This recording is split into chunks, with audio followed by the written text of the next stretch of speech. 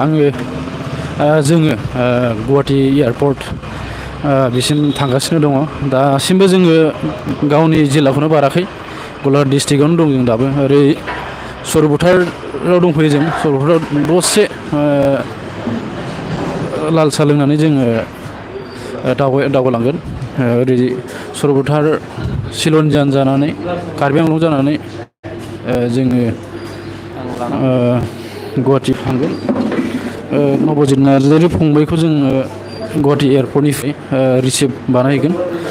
बेनिफ्राय जोङो साथाम दङ जोङो। गलाघाट जिल्ला दुलाराय बर' फरायसा आफादनि मानगोनां आफादगिरि आरो लेङाइ आफादगिरि जोङो दङ। नबजित नार्जारि फंबाया बिथांनि बेवहाय फ्लाइटजों सफैगोना 10:45 दङ। दा जोङो एसे थाब थांनांगोन। जों बारा समखौ दिले बानाय जाया, मानो होनबा 5 घन्टासो लागोन गुवाहाटिसिम। मानो जों दाबो गलाघाटखौनो जों बाराखै। दा जोङो साथाम, सालायग्राजों साब्रै। बेनिफ्राय जोंनि सिगां थांग्रोबाय नबजितनि बिफा, ओमफ्राय नबजितनि बिमाय, ओमफ्राय ओरै UBPOनि मानगोनां गाहाय नेहाथारि बिथांमोना थांग्रोबाय। जोंनिफ्राय 2 घन्टा सिगां बिथांमोना। जोङो एसे लेट जानानै थांबाय, माने ग्रोब टाइम खालामहैनाय बिदि खालामगोन। बे एयारपर्टनिफ्राय रिसिभ बानायखांनायनि उनाव जोङो डाइरेक्ट क'क्राझार थांगोन। जों क'क्राझार बेवहाय जोङो बहाय थाहैगोन होनदों जों? बड'फा हाउसाव थाहैगोन। बड'फा हाउसाव थाखांनायनि उनाव गाबोन प्रग्राम दं। गाबोन 9:30 9:30निफ्राय प्रग्राम दं KDSA फिल्डआव, स्टेडियामाव, क'क्राझारनि KDSA बे गेलेग्रा फोथाराव। बेवहाय बरायनाय हाबाफारि लादों मिरु एबसु आरो क'क्राझार जिल्ला एबसु बिथांमोननि बानजायनायाव। बेवहाय बरायनाय हाबाफारि नबजित नार्जारि फंबायखौ बेवहाय जों थांगोन। बिनि उनाव बिनिफ्राय जोङो आगारबोनानै 11टा बिदियाव जोङो आगारबोगोन। बिनिफ्राय आगारबोनानै ओरै चिराङाव हाबगोन। चिरां हाबनानै बरपेटा हाबनानै जोङो ओरैजाय तामुलपुर, बेनिफ्राय ढेकियाजुलि, कार्बि आंलं बिदि हाबनानै जोङो गाबोननो माने न'सिम जों फैफिनगोन। बारा गोबाव टाइम लाया, 10 मिनिट बेबायदि जायगा माने लाखिनानै दान्दिसे माने बरायनाय गाबोन बेफोरबायदि लागोन। दा नैबे समाव जों आफादगिरिया दंफायो, गलाघाट जिल्ला दुलाराय बर' फरायसा आफादनि आफादगिरि बिथाङा नीलेश्वर ब्रह्म आदा। आरो दंफाबावो जोंजों लेङाइ आफादगिरियाबो दङ। बे समाव दान्दिसे बिथाङा बाहेरायाव थांदों, एसे खर' सानाय मोनदों होनदों, ओंखायनो लाल साहा लोंलांनो नागिरदों। जों हटेलाव सरभटार हटेलाव दं। जों नैबे सरभटार हटेल पदुमनियानो गोलैना पदुमनि ATM खाथियाव दं। जों दा बेयाव हटेल मोनसे दं, बेवहायनो लाल साहा लोंनो नागिरदों। लेङाइ आफादगिरि सन्जय ब्रह्म बिथां दङ। जोङो साथाम दं, आं आफादगिरि, ओमफ्राय लेङाइ आफादगिरि दं। गाहाय नेहाथारियाबो फैनायनि खोथामोन, खिन्थु गाबोन सफैगोनखाय माने गलाघाट डिस्ट्रिक्टआवबोथ' गाजा गोमजायै बिथांखौ बरायनांगोन। बेनिखायनो माने एरेन्जमेन्ट बानायनो थाखाय बिथाङा थालांबाय। नैबेसो दङ। जों एसे माबा जानानै लानो नागिरदों, लाल साहा आरो जोङो परथा। ओंखामथ' जानाय जायाखै, दहाय सानाव जानायानो। दा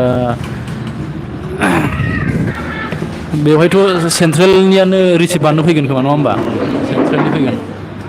दा जों सेन्ट्रेलनि थागोन माखासे खाथि खाला डिस्ट्रिक्टफोरनि। औ, बेनिफ्राय जोंनि गलाघाटनि थांबाय मोनथाम टिम ना? जोंना मोनथाम टिम। न'खरनि मोनसे, ओमफ्राय ABPOनि मोनसे, जोंनि मोनसे। दा थानायनि खोथाखौ एसे खबर लाहरदोंमोन मैखोम आदानाव।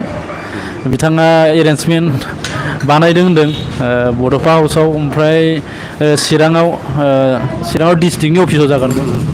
बिथाङा एरेन्जमेन्ट बानायदों होनदों।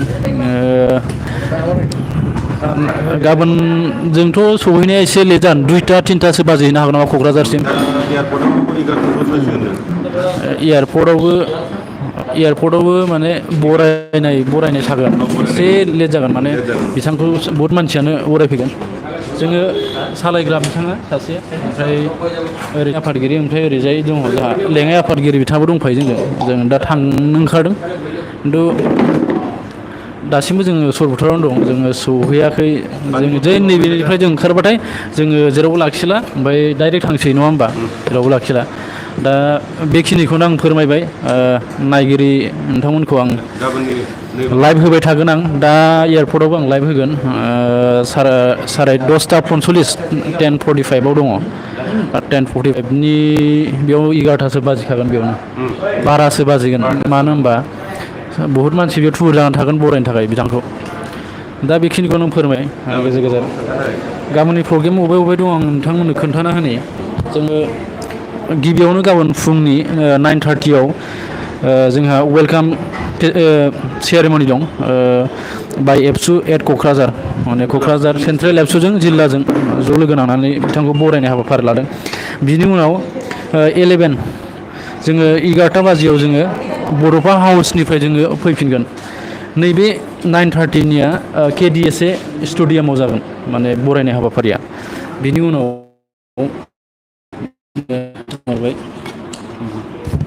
बिथांखौ माने बरायगोन सोरबा नोंथांमोना बरायनो होलो 10 मिनिट्स होदों बरायनो हागोन नोंथांमोना सेकेन्डआव दं 11:30 दं काजलगाव 10 मिनिटनि थाखाय बेयाव लाखिगोन 11:30 बियो काजलगावआव बिनि उनाव 12 PM दं गेरुकाबारि बिजनियाव दं बेयावबो 10 मिनिट बिनिफ्राय 12:40 दङ बेनिबारि हावलियाव दङ मोनसे बेयाव 5 मिनिट्स बेनिफ्राय 1:30 PM बरमायाव बेयाव 10 मिनिट्स लाखिगोन बेनिफ्राय 2 PM गणेश मन्दिर नलबारियाव